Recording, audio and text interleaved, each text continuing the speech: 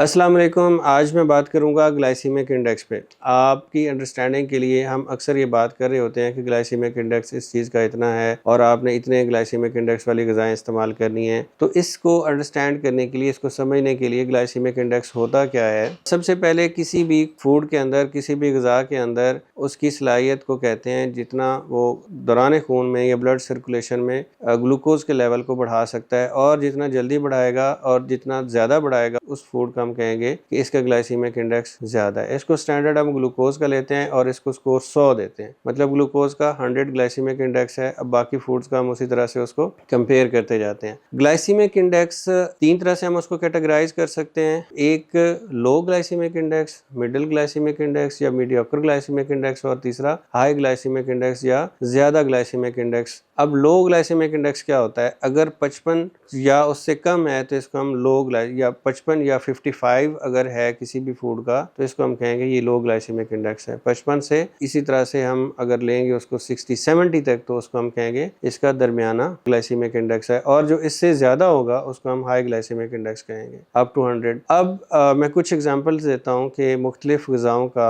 Glycaemic index कितना होता है। ग्लूकोज का मैंने आपको कहा, जैसे उसको हम स्टैंडर्ड स्कोर उसका लेते ही हैं कि वो स्टैंडर्ड भी वही है तो उसका 100 होता है। 100 ग्लाइसीमिक इंडेक्स होता है ग्लूकोज का, और बाकी उसी के स्कोर को हम कंपेयर करके बात करते हैं कि इसका ग्लाइसीमिक इंडेक्स कितना है किसी भी फूड का। तो मुख्तलिफ ऐसी ग़िज़ाएँ जिनका ग्लाइसीमिक इंडेक्स कम होता है उसमें लेंटिल्स या दालें हैं, और सबसे कम ग्लाइसीमिक इंडेक्स जो है वो जौ का होता है, बार्ले का होता है, दैट इज़ अराउंड 32, और इसी तरह से दालों का अराउंड 50 है। इसी तरह से ज़्यादा ग्लाइसीमिक इंडेक्स वाली जो चीज़ें हैं वो चावल हैं या वाइट फ्लोर है या चीनी, वो तो स्टैंडर्ड ग्लूकोज भी हम उसको लेते हैं। तो ये ऐसी चीज़ें हैं जिनका, या डबल रोटी है, इन व्हीट जो आपका है होल व्हीट, उसका ग्लाइसीमिक इंडेक्स भी कंपैरेटिवली ज़्यादा होता है। लेकिन वाइट राइस का अगर आप फूड्स की बात करें जो रूटीन में हम इस्तेमाल करते हैं तो उसका ज़्यादा होता है। तो ये चीज़ें हैं चंद एक जिनका ग्लाइसीमिक इंडेक्स ज़्यादा होता है, वो आप अपनी ग़िज़ा में कम करेंगे। अगर आप शुगर या प्री डायबिटिक हैं या इंसुलिन रेजिस्टेंस का शिकार हैं तो आप ऐसी ग़िज़ाओं का इस्तेमाल, ऐसी ग़िज़ाओं का इंतखाब करेंगे जिनका ग्लाइसीमिक इंडेक्स लो होता है, ठीक है, और ऐसी ग़िज़ाओं से परहेज़ करेंगे जिनका ग्लाइसीमिक इंडेक्स हाई होता है। तो ये आपको हेल्प करेगा। आपने डिसाइड करना है कि आपकी प्लेट में कौन सी चीज़ कितनी मिकदार में है और उसका ग्लाइसीमिक इंडेक्स कितना है। आपकी जो फूड है, आपकी जो डाइट है वो बैलेंस होना चाहिए। उसमें लो ग्लाइसीमिक इंडेक्स आप ग़िज़ाओं का इस्तेमाल करें अगर आप इंसुलिन रेजिस्टेंस या डायबिटीज़ का शिकार हैं। इसी तरह से ऐसी ग़िज़ाएं का इस्तेमाल करें